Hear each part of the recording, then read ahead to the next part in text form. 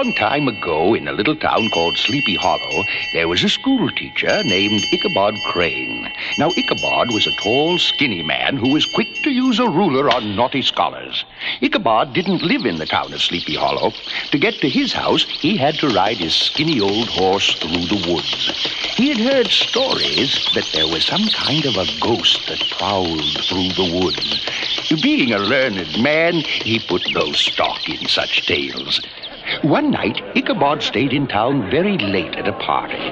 As the evening wore on, after lots of food and lots of cider, the folks started telling ghost stories, and they got around to talking about the ghost in the woods outside of town. The story was that the ghost was a rider on a big horse that actually snorted flames and smoke, and the rider, he was a huge man who had no head. Finally, it got to be very late, and it was time to go home. Now, old Ichabod wasn't exactly scared, but then again, he wasn't too keen on riding through those woods this late at night. Well, he got on his skinny old horse and started off for home. As he rode through the woods, the full moon shone with an eerie light, making all kinds of spooky shadows. An owl hooting in the distance didn't make him feel any better, so he urged his old horse to go a little faster.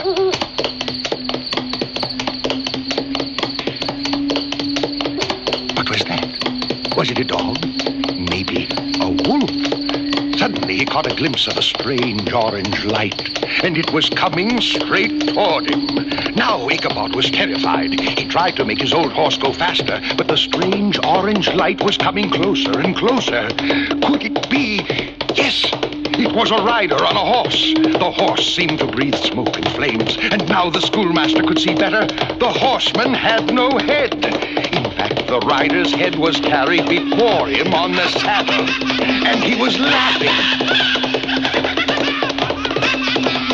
The craziest laugh you've ever heard.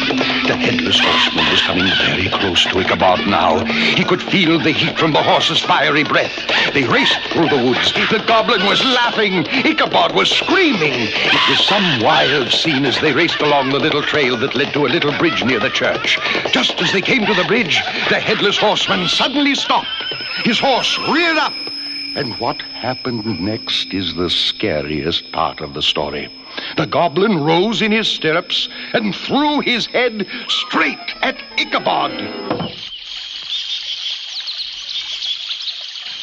The next day, Ichabod's old horse was found near his master's gate, but the saddle was missing.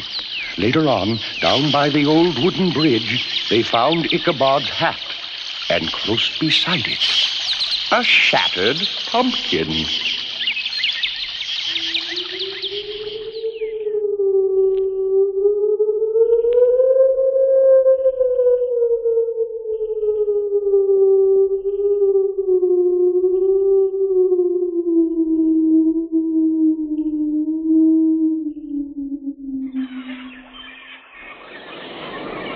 Back in the days of sailing ships, people from all over the world were coming to America, looking for a new start in life. There was this one ship named the White Cloud, and it's her last voyage that this tale is about. She set sail for the New World with a full passenger list. Now, these folks weren't poor like a lot of the early settlers. They brought things of great value, like jewels and gold heirlooms.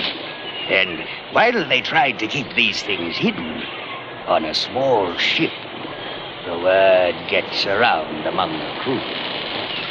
Now, the captain of the White Cloud had been a pirate when he was younger, but was given a pardon by the king because of the shortage of experienced sea captains. When he heard about the treasures on board, his thoughts turned back to the old pirate ways. He plotted with the crew to murder the passengers, take their belongings, set fire to the ship, and escape in the longboat. On the last night out of port, the murderous crew crept below with knives drawn. They spared no one. Every single passenger was brutally killed. Then the plunder began. Sea bags were slashed open. Trunks were bashed apart. Everything of value was piled on deck and divided among the thieves. After they had loaded the long boat, the captain set fire to the White Cloud, and the smaller boat pulled away from the flaming hull. Suddenly the wind shifted. The ship, now a mass of flames, bore down directly on the logs. The villains laid to the oars, but it was no use. With a thunderous, fiery crash, the blazing ship split the small boat in half, and the evil crew was dumped screaming into the fiery sea, and all hands were lost. Since that infernal night, every year, on the first new moon of the fall, the flaming ship reappears. You can hear the eerie screams of terror from the tormented men as the blazing ghost ship nears the shore. She suddenly bursts into a great fireball, then disappears, only to appear again moments later. This happens 3 times. After the 3rd explosion, no matter the direction of the wind, the blazing sea-going inferno disappears over the horizon, always to the northeast, not to be seen again for a full year. Folks who have seen this ghost ship swear that they could smell burning canvas, rope, and human flesh.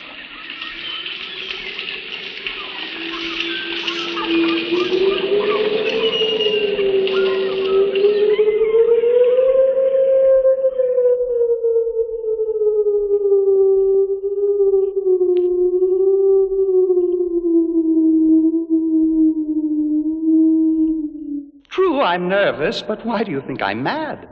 My senses are very sharp, and above all, my hearing is extremely acute. Does that make me mad? Listen how calmly I can tell you the whole story. I loved the old man. He never wronged me or insulted me, nor did I desire his gold. I think it was his eye. It resembled a vulture, pale blue, covered with a film. It made my blood run cold, so I made up my mind to take his life. Every night, about midnight, I turned the latch of his door and opened it, oh, so gently. When I had an opening large enough, I put in a lantern, all closed, so that no light shone out. Then I put in my head. Oh, you would have laughed to see how cunningly I did it. Very, very slowly, so that I could see him as he lay on his bed. Would a madman have been as wise as this? Then I opened the lantern, so that a single ray fell upon the vulture eye. But it was always closed. One night, as I opened the lantern, my thumb slipped on the fastening. The old man sprang up, crying out, "Who's there?" For an hour, I didn't move a muscle. But I didn't hear him lie down. He was sitting up, listening in mortal terror. I opened the lantern so that a single dim ray fell upon the vulture eye. It was wide open. I grew furious as I gazed upon it, all a dull blue with a hideous veil over it. So, you see, what you mistake for madness is just over-acuteness of the senses. And now there came to my ears a low, dull sound, such as a watch makes when wrapped in cotton. I knew that sound, too. It was the beating of the old man's heart. The beating grew louder and louder. The sound might be heard by a neighbor. With a loud yell, I leaped into the room. He shrieked once. Only once. As I dragged him to the floor and threw the heavy bed over him.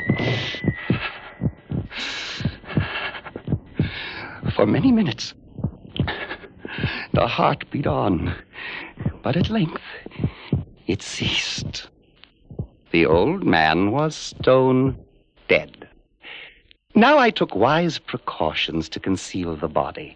First, I dismembered the corpse, then took 3 planks from the flooring and deposited the remains. I replaced the boards so cleverly that no human eye could detect anything wrong. It was still dark when there came a knocking on the door. I opened it, and 3 policemen entered. The shriek had been heard by a neighbor who called them to investigate. I smiled and bade them welcome and invited them to search. As the room had been restored to perfect order, I had nothing to fear.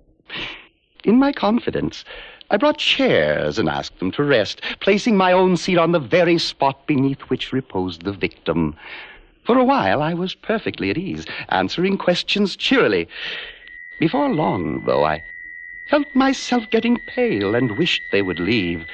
My head ached, and a ringing began in my ears, but still they sat and chatted. As the ringing in my ears grew louder, I talked in a louder voice. Now, a new noise came to my ears, the low, dull sound that a watch makes when wrapped in cotton. I gasped for breath and talked more quickly. The noise increased. I rose and argued about trifles, making wild gestures, but the noise grew even louder. I paced the floor. Will they never leave? I felt I must scream or die.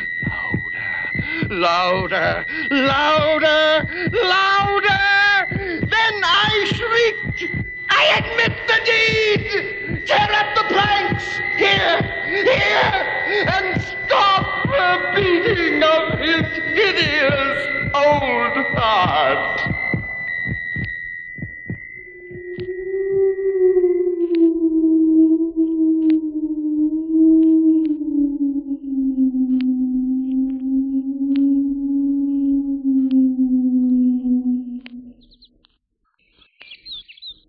During a stroll through the countryside, I found myself on the road above a tunnel through which the railroad tracks pass. Down below was a tiny station, which was maintained by the signalman who was standing near the great iron bars, which are the means of switching the tracks.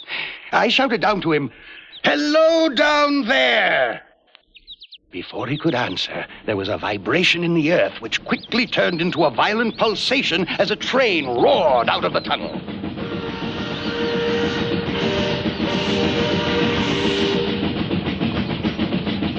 As the train disappeared down the tracks, he folded his signal flag and beckoned me to come down.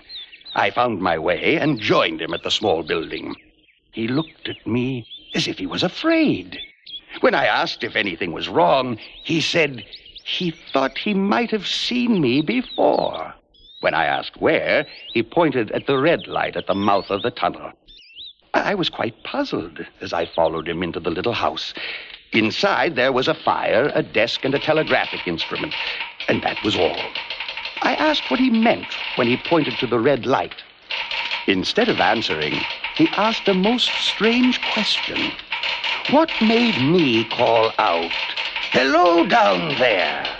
Why, those exact words. When I asked why those exact words were important, he said he would tell me on our next visit. But please, he said, don't call out. The following night, I returned to the signal station and joined him inside. He told me that he had mistaken me for someone else. When I asked who, he said he didn't know for sure, because the person's left arm is always across his face as he waves violently with his right arm. Then he explained. One moonlight night, I was sitting here when I heard a voice cry out, "Hello down there!" I looked out of the door and saw a person standing by the red light, waving his right arm. The voice seemed quite hoarse as it cried, "Hello down there! Look out! Look out!" I ran to the figure, but just as I got to the place where it was standing, it was gone. I stood there in amazement, listening to the eerie wind blowing through the telegraph wires above me. Within 6 hours, there was news of a horrible crash at the other end of the tunnel. That was a year ago. A few months later, I saw the figure again, and the whole sequence was repeated. Within a few hours, a train came out of the tunnel and stopped at my station. I could hear the terrible cries as the conductor told me that a passenger had just suffered a violent death on board. The figure appeared again last week, but there has been no accident. I fear that this time it will be me. I tried to talk him out of his fear, but was unable to calm him, so I left. I came back the next day to find a train stopped at the little house. I walked up to a group of men and asked what was wrong. The engineer told me that the signalman was killed this morning, cut down by the engine. He had changed the light, but somehow did not jump clear of the oncoming train. The engineer said, "I saw him and blew the whistle. When he didn't react, I waved violently with my right arm as I covered my eyes with my left so that I would not see the disaster about to take place." I had to ask, "What did you actually cry out?" Then he told me his exact words were, "Hello down there! Look out! Look out!"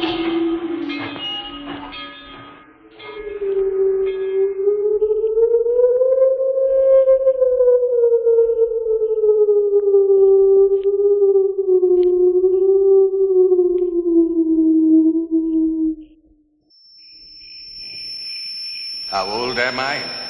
Not nearly as old as I look. Been that way ever since that night when my hair turned white. That night? Well, I was driving home from a dance up near Ridgewater on this little road that leads to the big highway. It's pretty dark and winding for at least 10 miles, bumpy and curving through a forest so thick that the branches keep scraping on the sides of the car like they were trying to keep you from getting away. Suddenly, there's somebody in the road right in front of the car. I jammed on the brakes and stopped just in time. There was this shivering young woman. She had jumped into the middle of the road as if she could stop a car just by holding up her hand. She told me that she'd been in an accident and her car was a wreck. Then she asked me if I'd drive her home. She looked so cold and miserable. I let her in and even threw my white jacket around her because she was wearing a thin silk dress without even a sweater. Well, we started. And after more turns than you would believe, we pulled up in front of a very tidy little cottage with all of its lights turned on like a Christmas tree. She just sat there looking all worn out like she had used up every bit of energy she could spare. "Please ring the bell and see if my mother's home," she said. "The bell is on the left near the brass knob." I rang the bell, and the lady who answered looked like an older version of my hitchhiker. Before I even had a chance to speak, she said, "Don't say a word. Just come this way." It all seemed very strange, but I followed her anyway. Up the stairs, down a hall, and into a very pretty room. A girl's room, I could tell. And on the table by the bed, there was a picture of a young girl. It was my hitchhiker.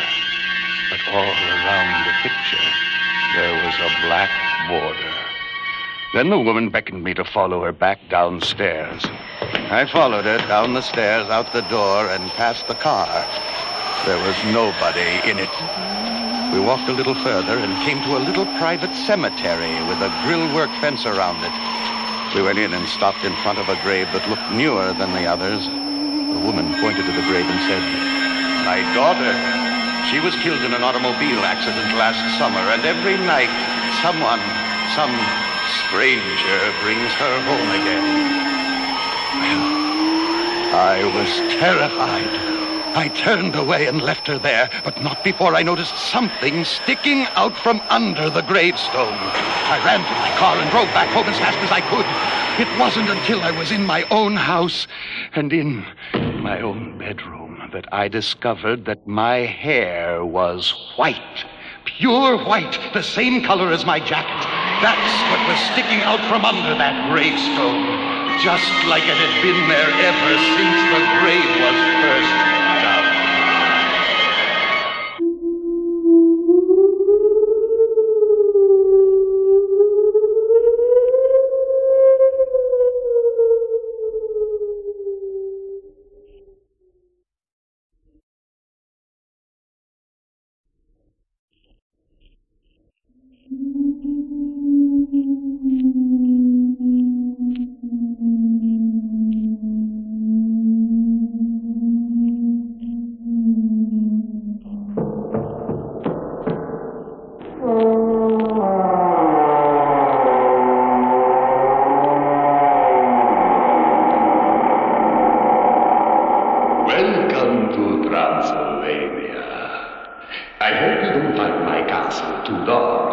You see, the light hurts my eyes.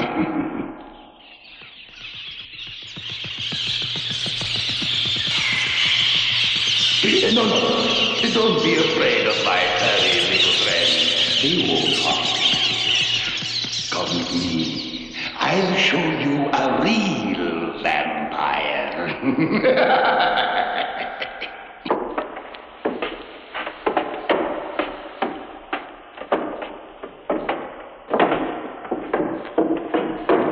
Here, inside this coffin, is the terrifying monster of which you have heard. By day, he is one of the dead.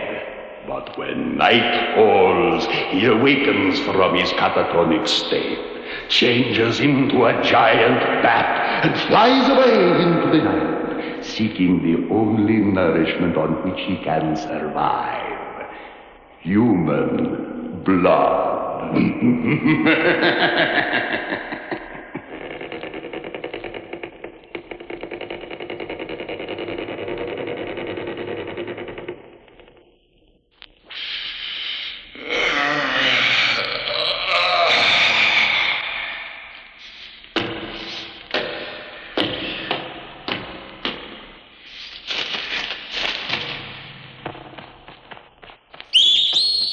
Good hunting, my friend, but make sure you are back in your nest before daylight, and don't take any wooden stakes.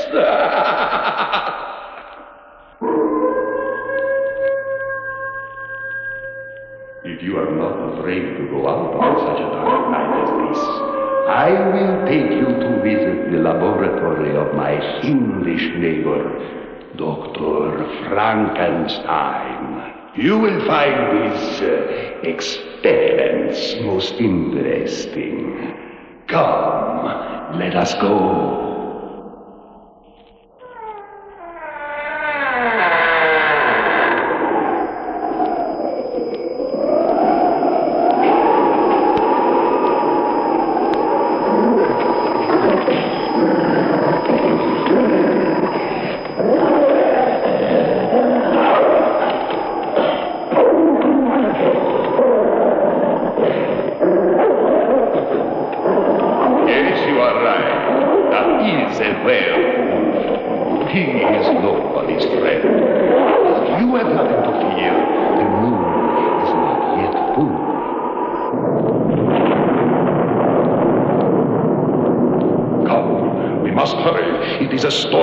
Such as this, that the mad doctor must have to give life to his evil creation.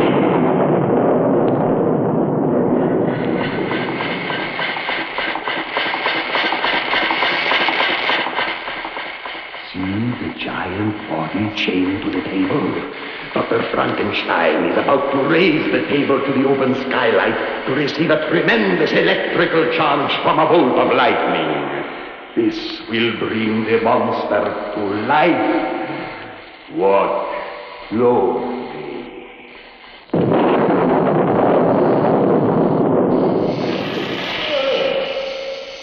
Look, the monster is breaking his chains. He's getting off the operating table.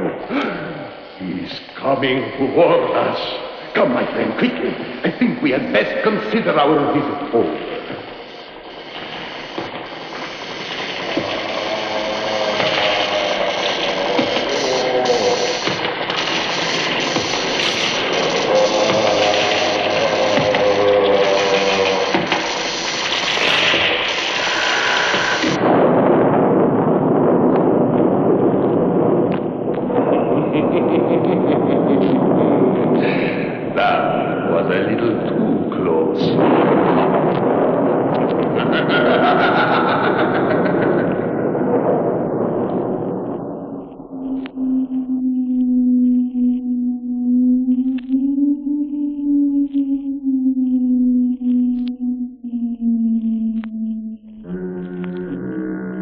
the fog-shrouded history of England, the Tower of London was known to its victims as the Bloody Tower. Many ghosts are alleged to haunt these dark, damp dungeons and torture chambers. It is a forbidding place, complete with a moat, Traitor's Gate, the Executioner's Walk, the Block, and the infamous Bloody Tower. In Britain's early days, traitors to the crown were brought by barge up the River Thames and docked at the Tower of London. Here they entered through the Traitor's Gate, never to leave this grim fortress. They were beheaded by a double axe wielded by the executioner, who always wore a black mask. One of Britain's greatest Elizabethans, the brave Sir Walter Raleigh, was executed here with a stroke of the vengeful axe, and his ghost still roams the evil darkness. Today, tourists from all over the world flock to the Tower of London to view the priceless crown jewels of Elizabeth II, which are on display in the famous jewel room. Protected by day by the famous beefeaters, and by night by the guards of the garrison stationed there, attempts have been made to steal these legendary gems, and all of them have failed. This is the tale of one attempt that ended in a night of terror. It is night. The changing of the guard is done, and there are no signs of life in the tower. But wait, there is a movement in the darkness in the crown jewel room. Stepping out of the shadows, we observe an evil-looking man, cloth cap pulled down over his face, and mumbling to himself. It was a good idea, Ernie, old lad. Hiding in the cupboard until everyone is gone. Now, I'll just be as quiet as a church mouse and get me little old glass-cutting tools out. Oh, sharp as a razor. Well, old Queen Bess, your sparklers are as good as mine. It's about time old Ernie Higgins got what's coming to him. Slowly, the burglar began to cut into the glass case containing the crown jewels. His flashlight shone upon the riches that lay before his greedy grasp. Suddenly, from out of the darkness came a command. Stop you moment! Methinks your cowardly heart contains evil towards me royal lady, Queen Bess of England. Ernie's hands froze as he slowly turned his head. He screamed. Standing before him was a terrifying apparition, glowing in the dark. The ghost of Sir Walter Raleigh was standing with his severed head held in his left arm. The panic-stricken robber screamed again and started for the exit, but a dark, ominous shape blocked his way. It was the royal executioner, dressed to kill. His black mask revealed a sadistic grin as he raised the huge, gleaming, two-headed axe. Early the next morning, the guards of the garrison coming on duty discovered a gruesome scene in the royal jewel. Hey, look! The bloke's head's gone! Blimey! Good Lord, Corporal, you're right! The poor blight has been beheaded! Sergeant! Sergeant! Start a search of the tower at once! The guards searched every nook and cranny of the dark, evil dungeons. But to this day, they've never found Ernie's head anywhere in the bloody tower.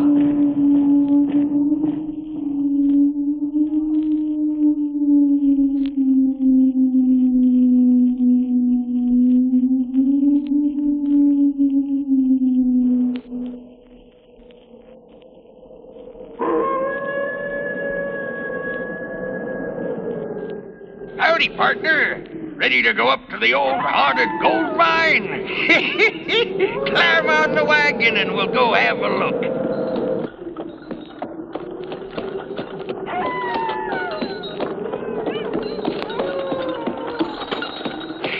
Folks say the old shaft is haunted by the ghost of an old miner.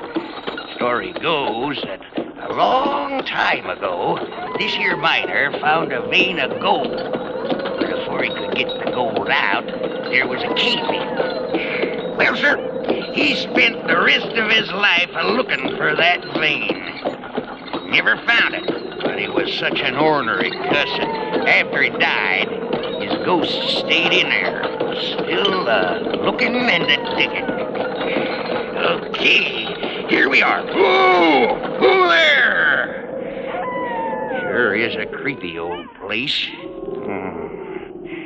Well, we're coming this far. Might as well go on in.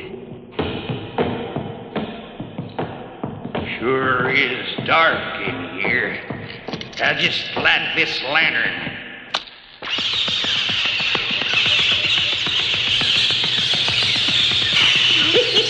Don't pay no attention to them little bats. They're more scared than you are. Come on.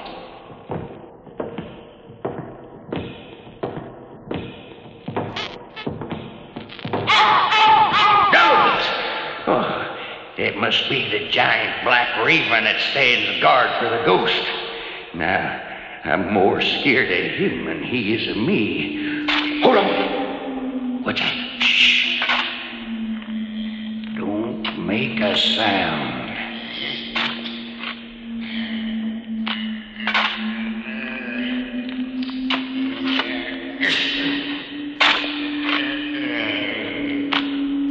That's him.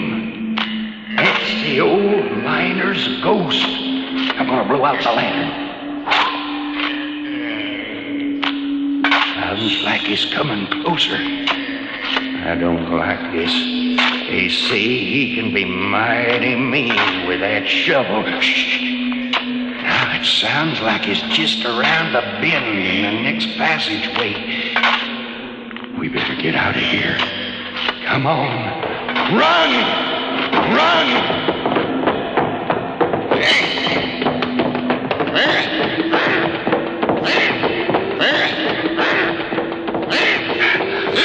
Hurry! Hurry! Jump up on the wagon! Get up! Get up!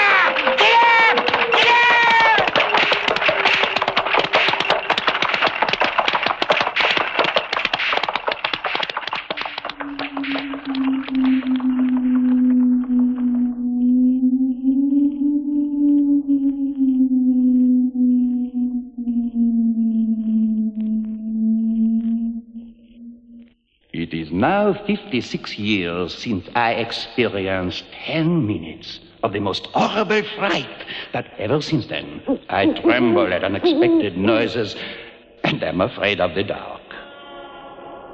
On that fateful day, as I was walking on the street, I met a friend to whom I was deeply attached as a youth, but he seemed to have aged much more than I. His hair was quite white, and he walked with a noticeable stoop. He apparently noticed my surprise, for he told me of the misfortune which shattered his life. He fell madly in love with a young girl and married her, but after only a year, she died suddenly. He was so affected that he left the chateau and never returned. Now he asked me to do a great favor for him. There were some very important papers in his bedroom desk in the old house. So important that he would trust no one but me to go for them. He gave me the key of the room and the key to the desk, both of which were locked on the day he left the house forever. The 2 packages of letters and roll of papers were to be found in the first drawer on the right of the desk. Since it was less than an hour's ride on horseback, I readily agreed. The weather was glorious. I cantered over the turf, listening to the birds. I entered the forest and walked my horse. When I reached the house, I was shocked by its condition. The open gate drooped on its hinges. The walks were overgrown with grass. The house itself was badly in need of paint, and the shutters drooped sadly. I finally got the door open and entered. I climbed the creaky old stairs and recognized the door described by my friend. The room was so dark, I could distinguish nothing. My nostrils were offended by the disagreeable moldy odor. The room was in total disorder. As my eyes became accustomed to the light, I found the writing desk. I opened the proper drawer and began searching for the documents. As I searched, I seemed to hear, or rather feel, something rustle behind me. Then another slight movement sent a disagreeable chill over my skin. As I was about to pick up the third packet, I heard a long, painful sigh just over my shoulder. I leapt up like a madman and turned about. A tall woman, dressed in white, stood gazing at me.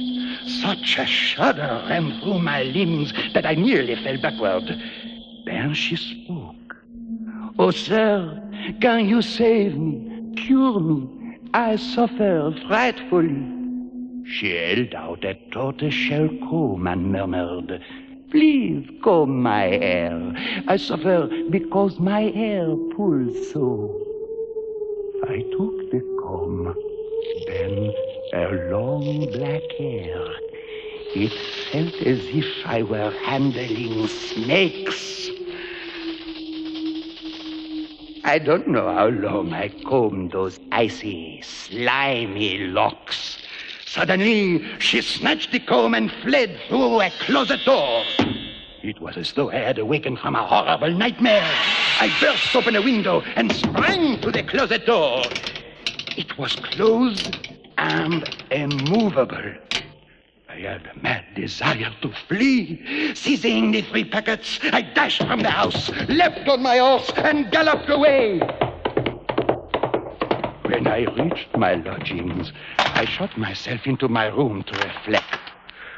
I had almost convinced myself that I had been the victim of hallucination, when, by chance, my eyes fell upon my chest. Around the buttons of my jacket were entwined a quantity of long, black, slimy hairs.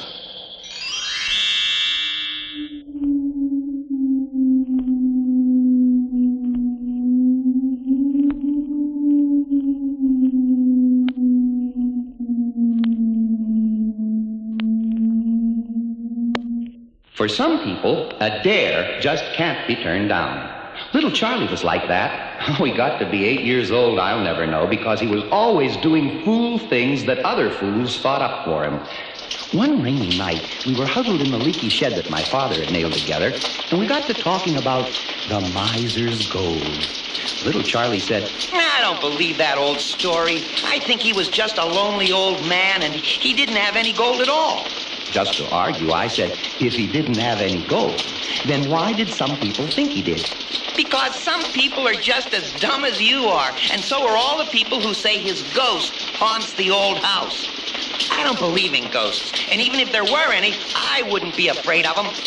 Well, what could I say after that? In that case, why don't you just spend the night there and find out? Now, that was all I had to say, and I was sorry I said it. Little Charlie got up. I'll take your dare, but you're coming with me. Now, I don't take dares myself, but Charlie had made it a point of honor, and I do take points of honor. So that night, we told our parents we were camping out and headed for the old house. The rain was coming down like it was trying to wash us away, so we were almost glad to get inside that spooky old place. We put our bedrolls on the bare, dusty floor and lay down. All of a sudden, the lantern blew out. Next thing we hear is groans in the next room. Then footsteps, heavy footsteps coming closer and closer. The door opened. And standing there in the doorway was an old man with long, stringy hair and burning eyes. He was giving off a strange light, which was why we could see him in the dark. I shut my eyes because I didn't want to see him anymore, but little Charlie spoke up just like he was in the schoolroom. "Good evening, sir." "Have you come for my gold?" The old man whispered. "No, sir. little Charlie answered. Then why have you come? We came on a dare. When little Charlie said that, the old man started to giggle. A dare? A dare? Well, that beats anything I ever heard of, even when I was still alive.